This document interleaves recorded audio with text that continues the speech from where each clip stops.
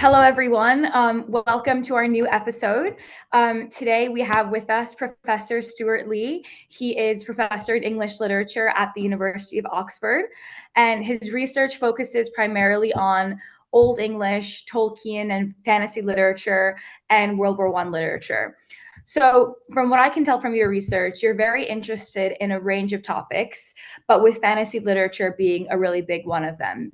So, I know a lot of graduate students and undergraduate students find it difficult to pinpoint their research on something or someone. And I was wondering what you think of that process of choosing who or what to study. How do you approach that process of pinning down what or who resonates with you? And what led you to your own research? Oh, that's a very good question. If I think back over the years, I'd like to think there was a plan, but there wasn't. But so going back to the beginning, I think I focused in on things that I was interested in that I just found appealing. So when I was an undergraduate, I started with Old English. So this is very early medieval English and Middle English. I was attracted to them partly because everyone told me, oh, you don't want to do that. It's too difficult.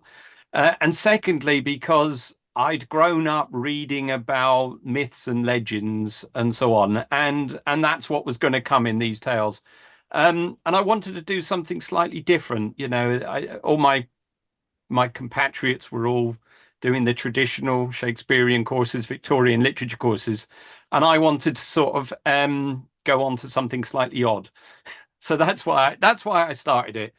And what I found then as I was a student and then afterwards when I did my postgraduate studies, it sort of laid the path in front of me. Suddenly something had become interesting and I'd start getting interested in that. So from the medieval period, I started to get interested in Tolkien. From Tolkien, I got interested in fantasy literature a lot. I mean, I'd read it before, but I was never really an area of study.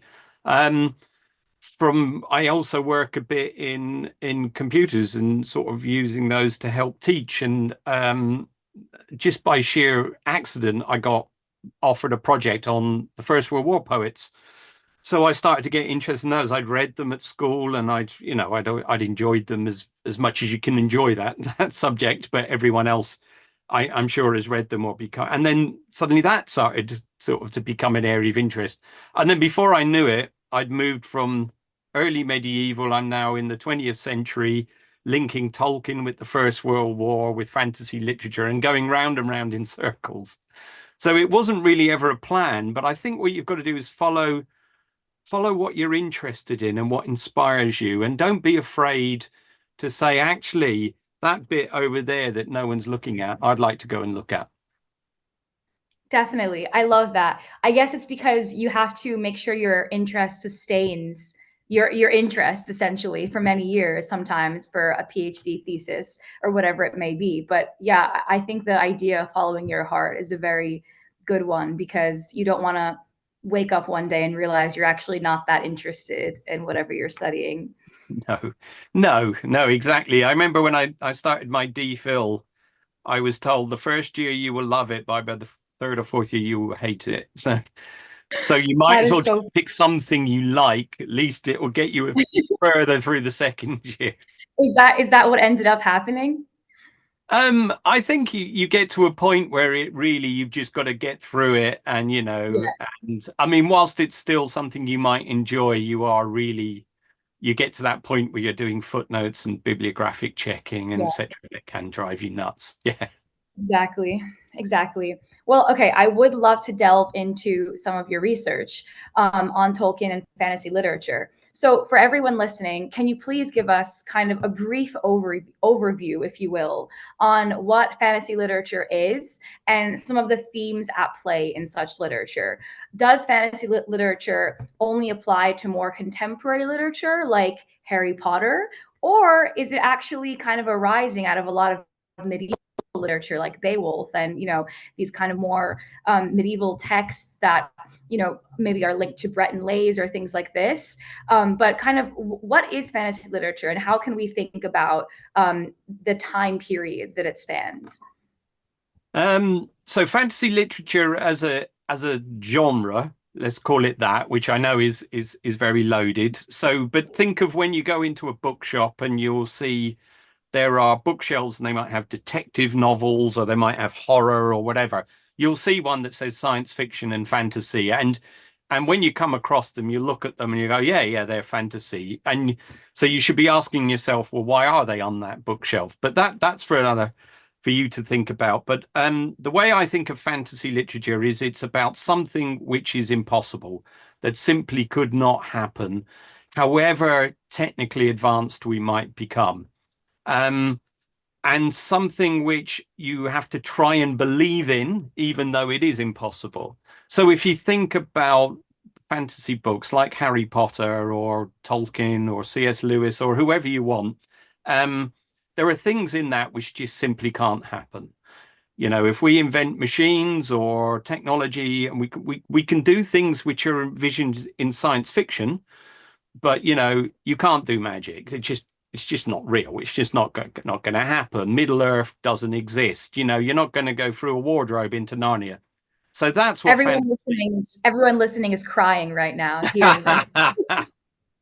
Well, all right, at the moment, but and I say this to my students, if you want to think of it, elves and dwarves don't exist. They're just not going to exist. So it's that whole idea. Whereas science fiction, you could imagine it might happen, and that's what people talk about. Exactly. So now where it becomes interesting is there is a long history of fantasy literature, and you can go way back to myths and legends where, like the classical myths, Jason and the Argonauts, all of those where they went and met monsters which never existed.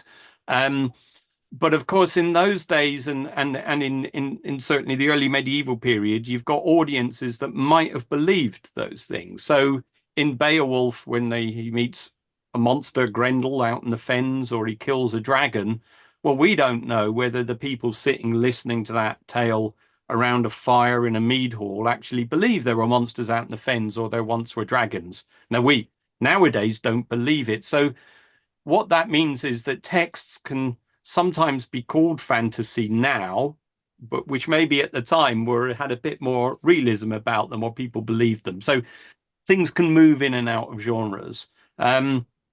So yeah, but what we found is, or what we find with fantasy, it's got a very long history and it's always building on what's come before. So a lot of when you go into the bookshop and pick a book down about fantasy literature, a lot of it will be set in a kind of pseudo medieval world with swords and axes and dwarves and dragons and that.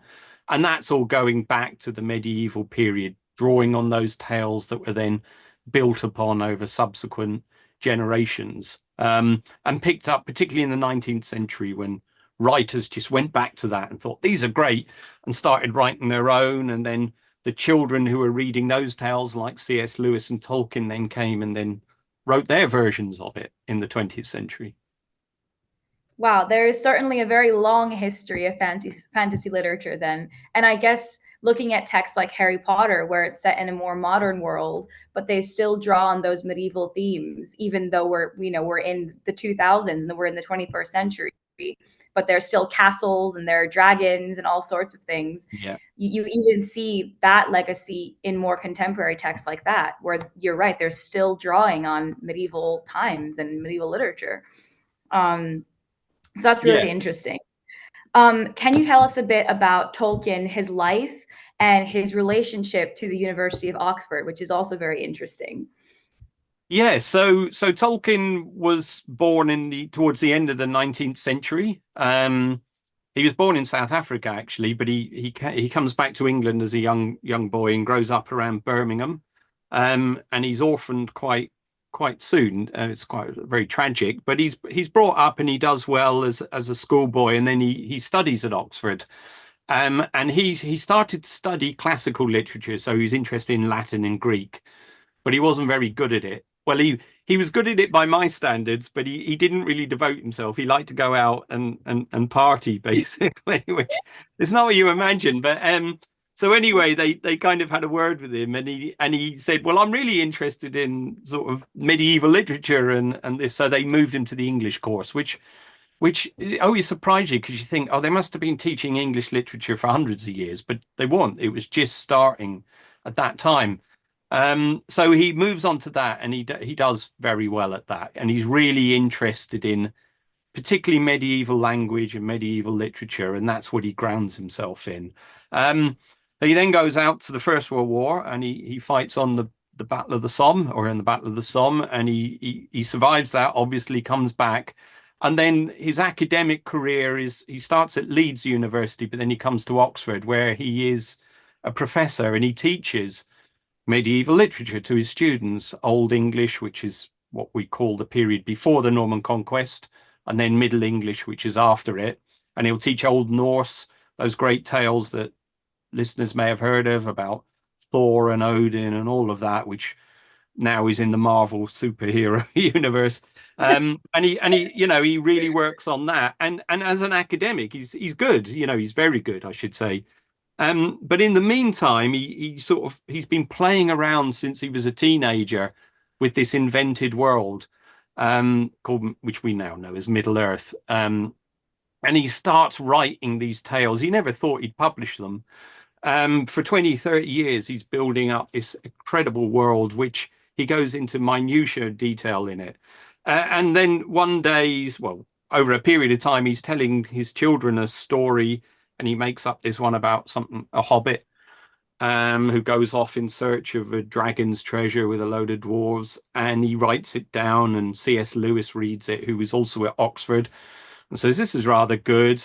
And it's a classic tale, and many people will be familiar with this, where he was meant to have done some work, and he didn't do it. So he didn't do his essay. It wasn't an essay, but it was an article. He was meant to have done it, and the person, it was a publisher, came along and he said, I haven't done that, but have this. And he gave them The Hobbit, and they thought this was great. It went out for review, and they published it as this children's book.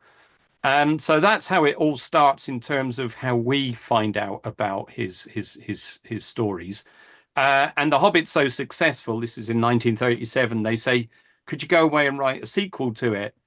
And he says, yeah, fine. But being Tolkien, it doesn't take a year or 2 years, it takes 10 years. And it just grows and grows. And that's what becomes The Lord of the Rings, which is a much more adult book. It deals with much more serious themes and is much deeper, etc. And that comes out in the mid-50s. So yeah, that's Tolkien That's for you. I don't know if that helps.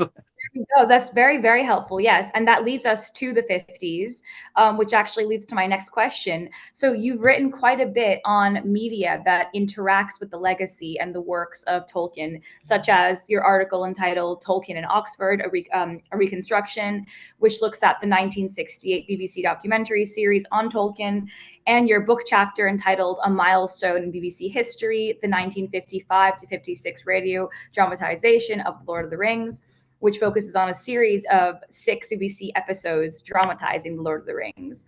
So now that we're in the 50s and 60s of all this kind of mixed media, radio and film, TV coming out about Tolkien, can you tell us a little bit about the process of writing about the relationship between mixed media art forms like radio, like film, like TV, and literature? What are some of the things that you look out for when writing about BBC adaptations of Tolkien, or thinking about how others are bringing literature into other spheres?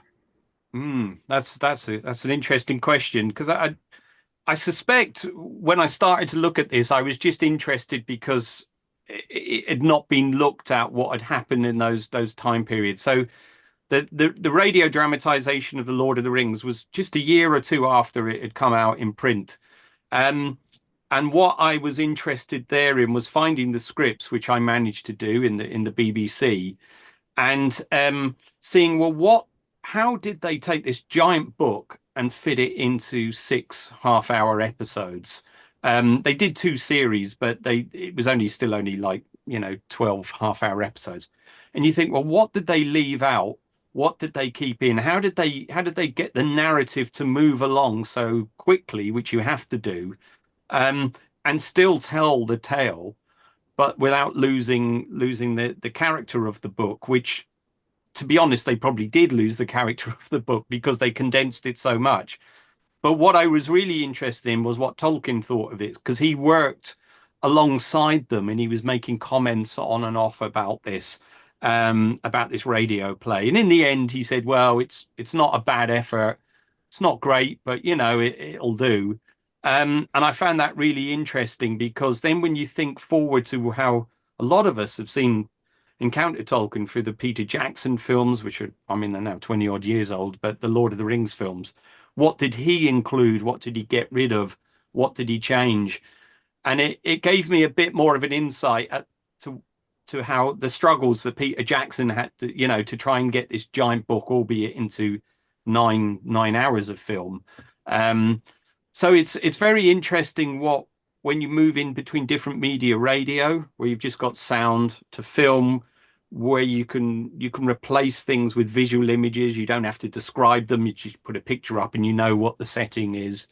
And then, of course, the other area which I'm quite interested in is how that then changes when we look at fantasy moving into sort of immersive media, because the next stage really is that we will be able to immerse ourselves through VR or whatever in these fantasy worlds, which we're already doing to a degree. Yeah. And those computer games and computer worlds are all going back to those original storytellers and using those sorts of ideas. So there's a lot of things to be thinking about in fantasy, because it's so popular now, about that multimedia approach.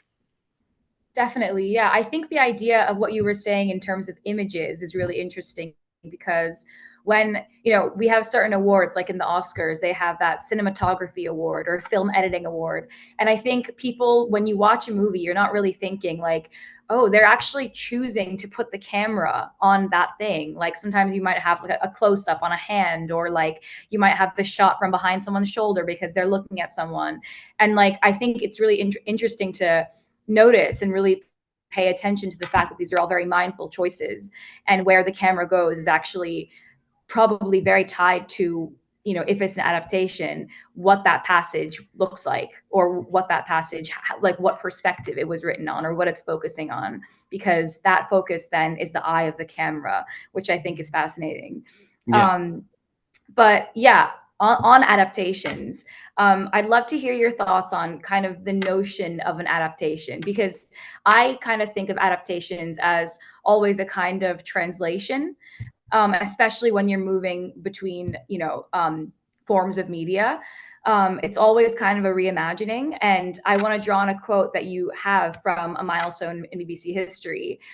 You write, quote, "Tolkien was voicing concerns about covering 390 pages in under 5 hours broadcast time," which is wild, almost 400 pages in 5 hours, right? So how can we think about adaptations in general, especially more modern adaptations like the famous Hollywood films, Lord of the Rings and The Hobbit?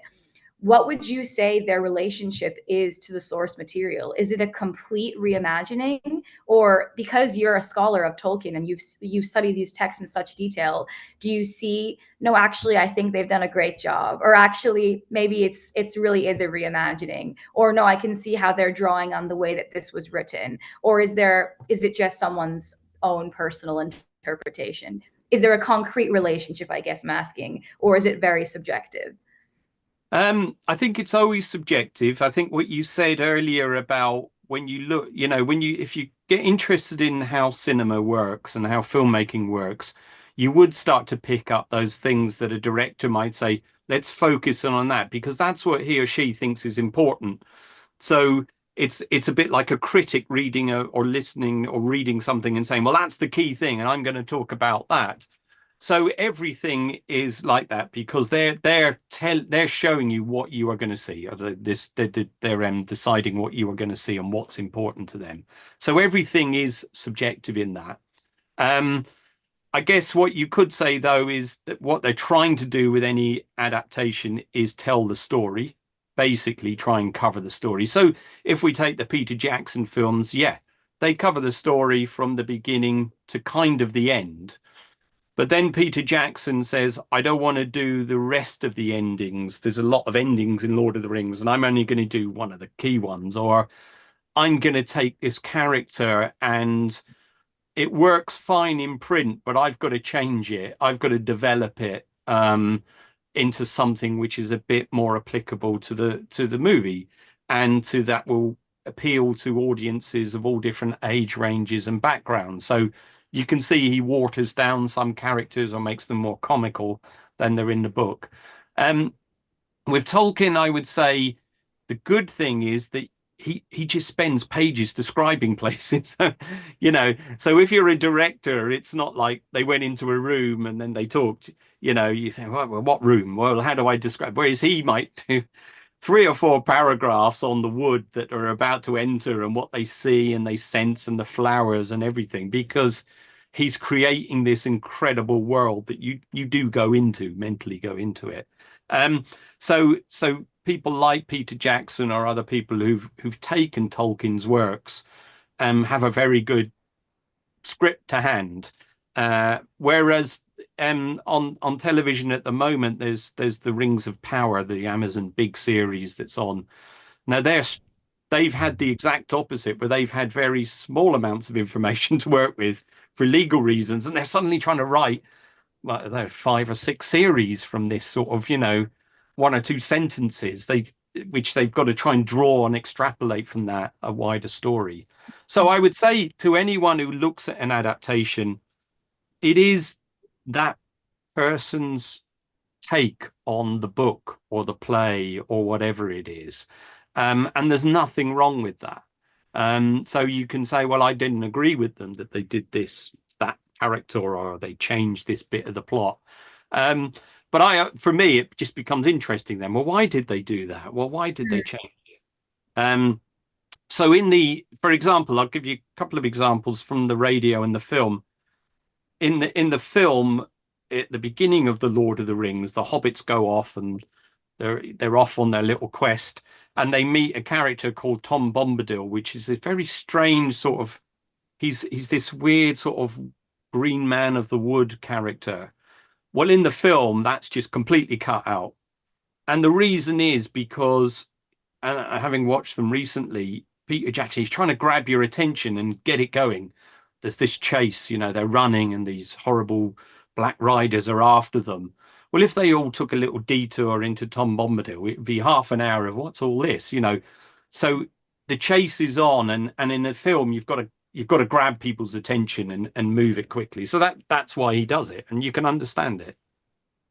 Yeah, that's really interesting. I guess because there are different, almost like rules or guidelines for each art form, that completely changes what the end result will be. Like Tolkien can write whatever he wants, and if someone doesn't want to read it, they don't have to read it, right? But when you're trying to sell movies, you actually are trying to think about the audience watching it and the box office and money and all these sorts of other things that authors don't need to think about, actually. And that's going to shape your art, which is kind of sad, but it's the reality.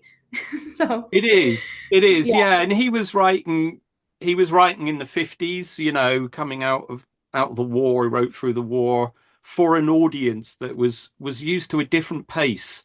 If you ever watch a film from like the 40s or the 50s, they're slower, and they may only be an hour and a half long, but they feel longer sometimes.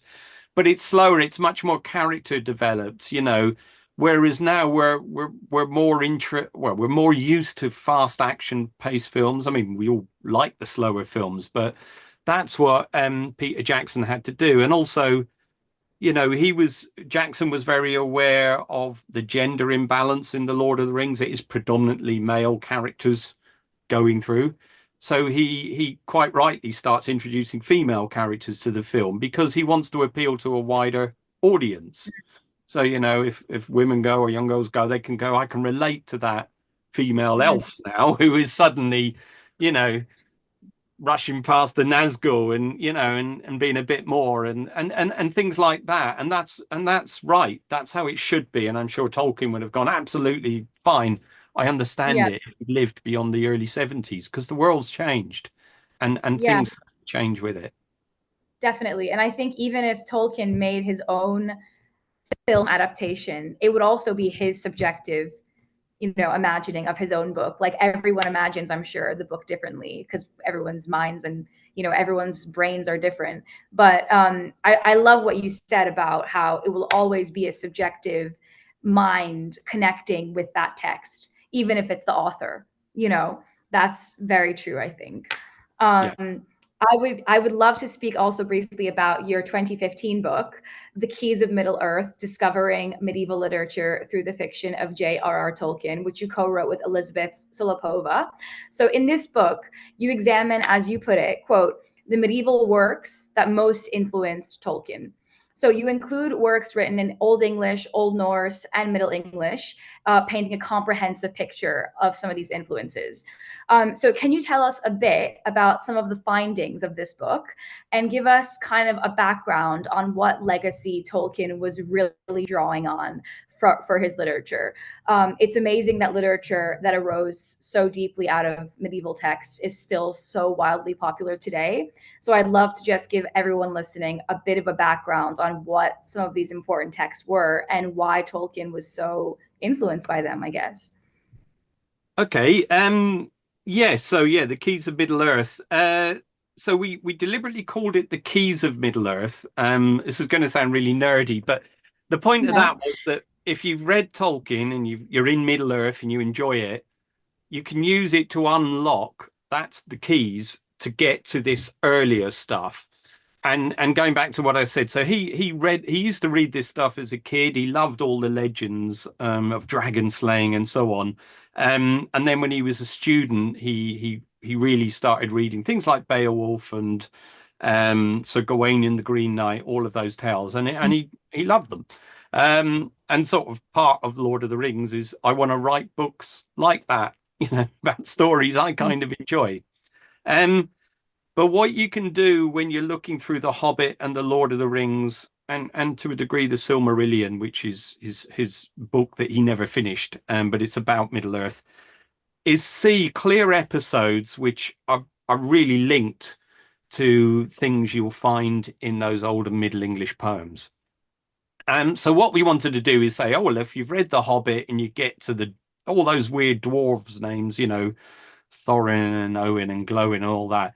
Did you know that that's from a list in in an Old Norse poem, which talks about these lists of dwarf names, and he just lifts those names? Or when Bilbo goes and grabs the cup from, sorry, not the cup, the Arkenstone from Smaug the dragon. Well, that's a scene in Beowulf. So here you go. Now, I suppose what we understood and realized was he wasn't just lifting a scene and plonking it in, because that's easy. Oh, that's that 30 pages out the way. I can just lift it from here.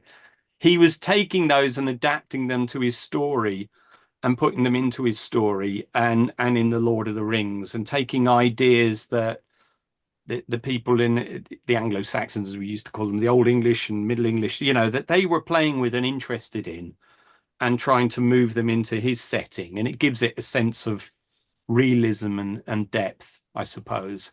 But the really interesting thing about Tolkien is that he knew this stuff inside out, all of this sort of medieval literature and Old Norse and so on.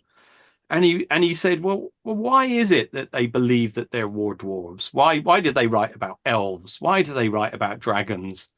And he said, I tell you what, I'm going to tell you why. And I'm going to invent a mythology that happens before all this in prehistory, where there are dragons and elves and dwarves and orcs and all that.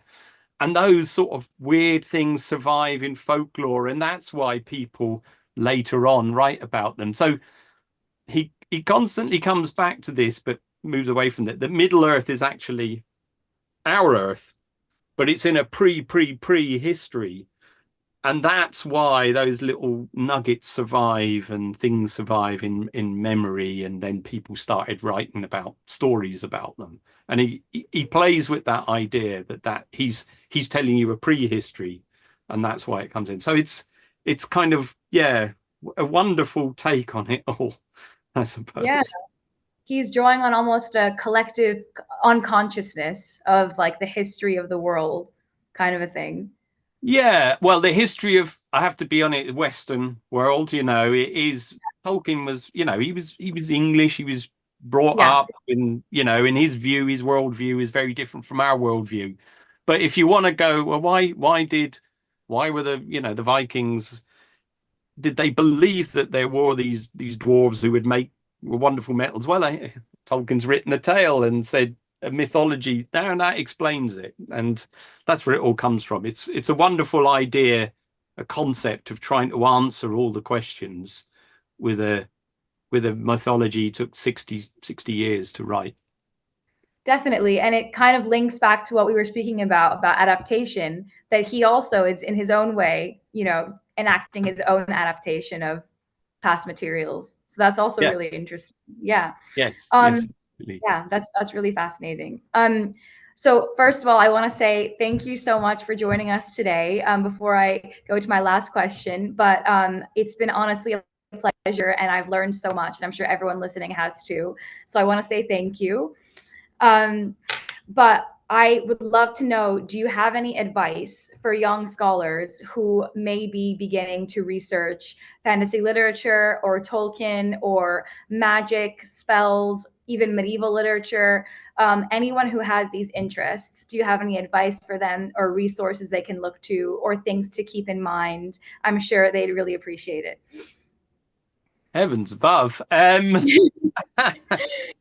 Well, it depends. I guess it's a big topic to research. As I said, I think you should find first, going back to what we said at the beginning, find an area that you're interested in because so I was interested in Tolkien's view, Tolkien type fantasy. But there are so many fantasy writers out there who are dealing with mythologies from other cultures and or pushing it in different directions.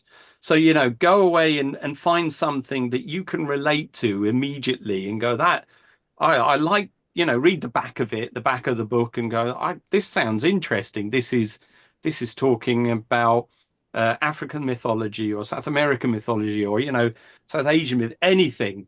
And this is interesting. This is a fantasy novel. So I'd like to pursue that because I think if you can relate to it and understand it, that's really really what it's about because you've got to get in that book and you've got to believe it.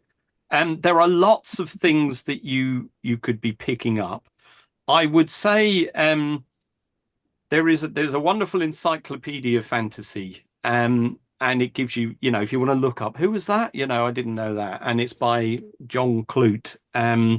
But it also gives you some of the terms that you might want to start thinking about fantasy. So all those things we were mentioning earlier about Tolkien reading all these medieval literature. Well, in that encyclopedia, it tells you things like, well, they're called taproot texts, and you may think, what on earth's that? It's a text that people draw inspiration from and rewrite. So there are books like that around, which are really really good. Um, I think don't be afraid, don't be ashamed of doing it as well. And I'd say this to fantasy literature is enormously important.